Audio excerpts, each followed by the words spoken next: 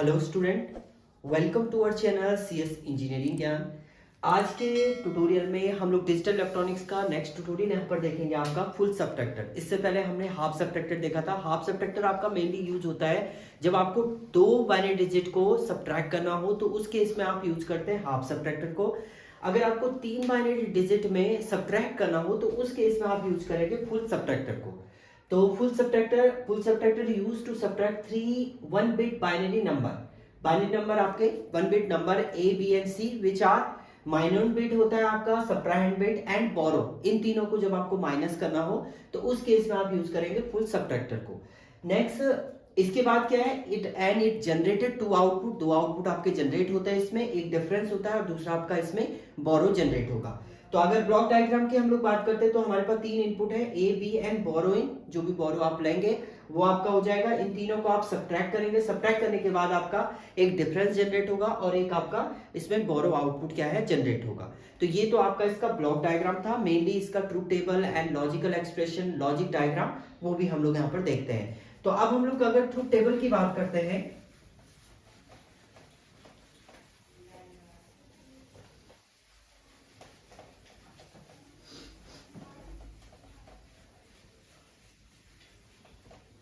देखिए truth table की अगर हम लोग बात करते हैं तो हमारे पास इनपुट है एंड आउटपुट। तीन हमारे पास इनपुट है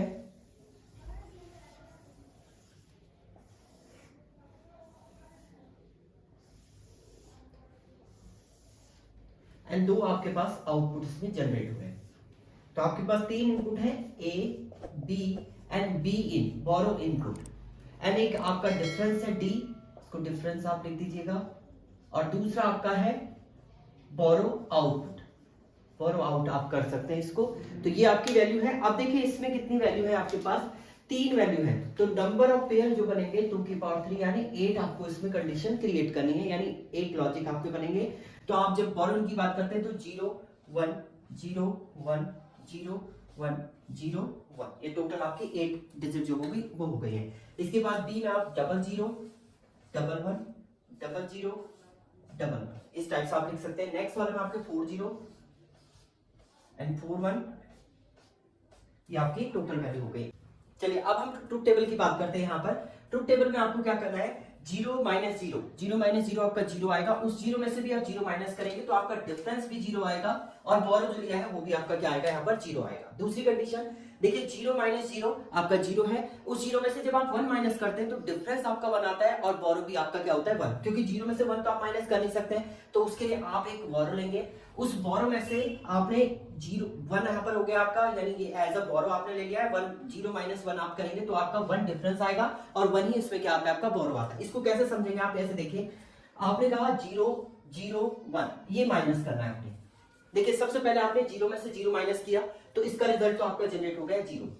अब इस 0 में से आपको माइनस करना है 1।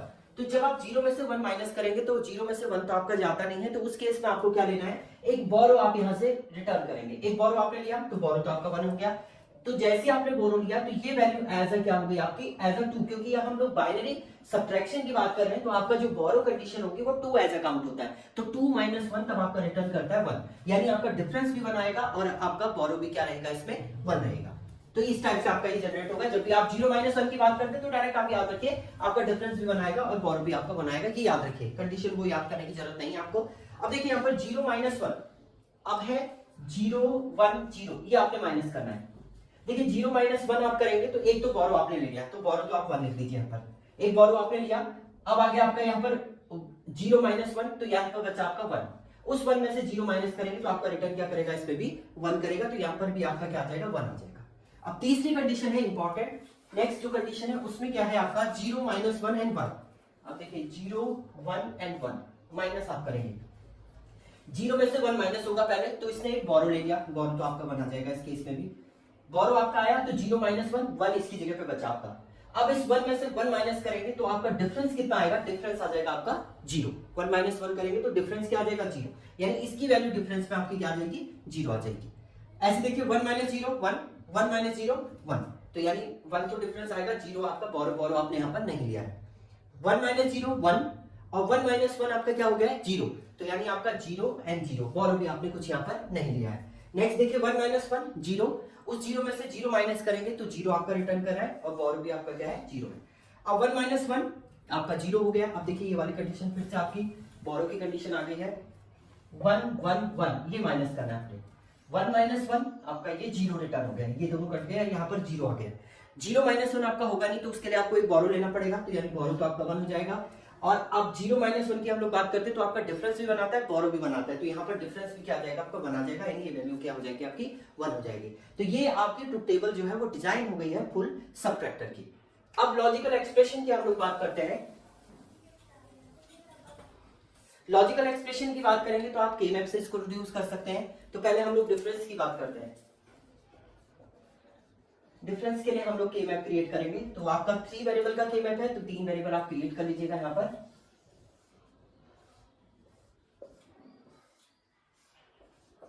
बी एंड बी इन, ये आपका हो गया, ये ए बार ए, बी इन बार, दोनों बार में आ जाएंगे, बी इन 0 0 0 1 होता है आपका, तो ये हो जाएगा, एंड बी इन हो जाएगा, और लास्ट आपका बी इन हो जाएगा, यानी 1 0 की बात ये करेगा।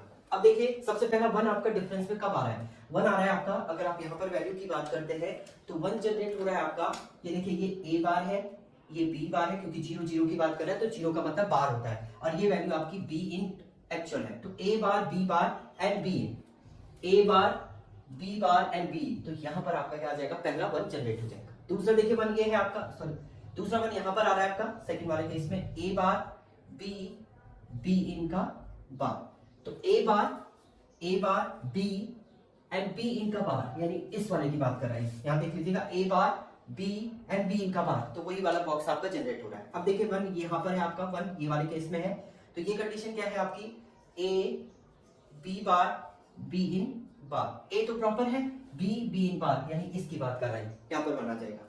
नेक्स्ट देखिए नेक्स्ट 1 लास्ट वाले में है ए बी, अभी लास्ट वाला आपका A B and B in है डायरेक्ट, इसमें आपका बार कुछ भी नहीं है, तो ए बी इन, यानी इसकी बात कर रहे हैं, तो ये आपके एलिमेंट हो जाएंगे, अदर जगह आपका क्या आ जाएगा 0। अब देखिए यहाँ पर पेयरिंग तो आपकी बन नहीं रही है, पेयरिंग नहीं बन रही है, तो आपको एक पर्टिकुलर 1 को ही एज अ पेयर काउंट करना पड़ेगा, तो 1 को एज अ पेयर काउंट कर लेते हैं। तो पहला पेयर हम इसी को बनाते हैं, तो इसकी वैल्यू आपकी क्या हो जाएगी, डिफरेंस का आउटपुट जो हो जाएगा आपका हो जाएगा A bar B in, plus दूसरा आप इसको एक पेयर बना लीजिए, ये हो जाएगा A bar B in bar, plus तीसरा आपका ये पेयर हो जाएगा A bar B in bar, plus last आपका ये भी एक पेयर हो जाएगा जिसको हम बोलेंगे A B in.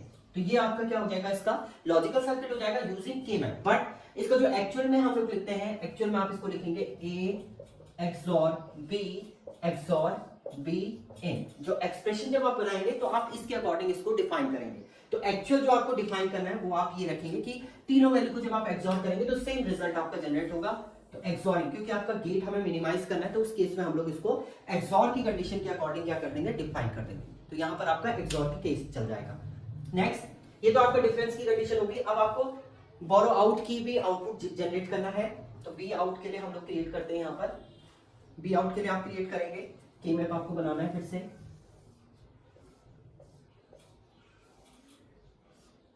A B and B in, तो डायरेक्ट वही लिखा है आपने, B bar B in bar B in B in bar, यहाँ पर आ जाएगा आपका ए बार एंड इन। अब देखिए बोरो में आप देखिए 1 कहां पर है, तो पहला 1 आपका इस वाली कंडीशन पे है, तो इसमें क्या आ रहा है, ए बार बी बी, यानी इस वाले की बात करें तो यहां पर आपका क्या आ जाएगा, 1 आ जाएगा। दूसरा देखिए 1 ये है, तो कहां पर आ रहा है, ए बार बी,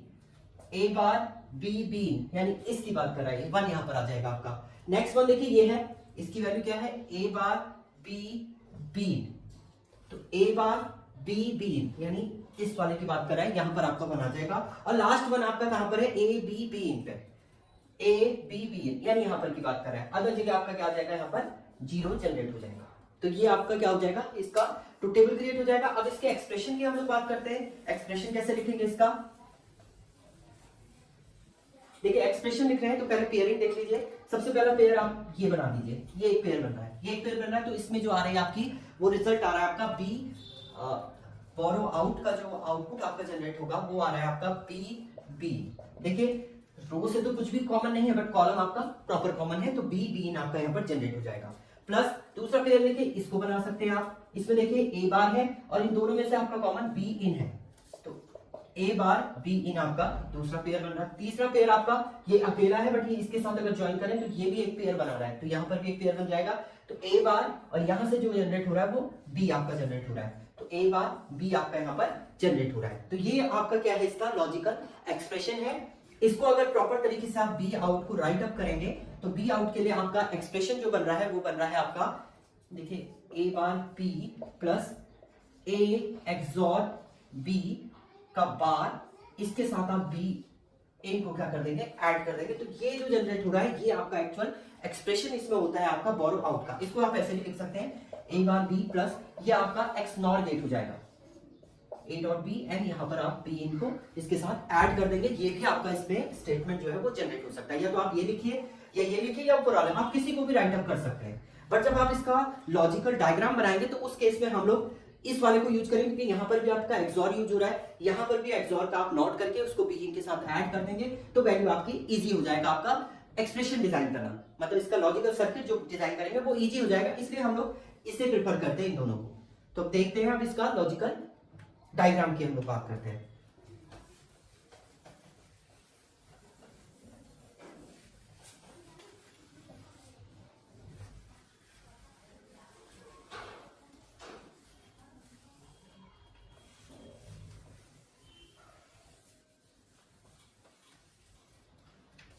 कट कर देना है इसको।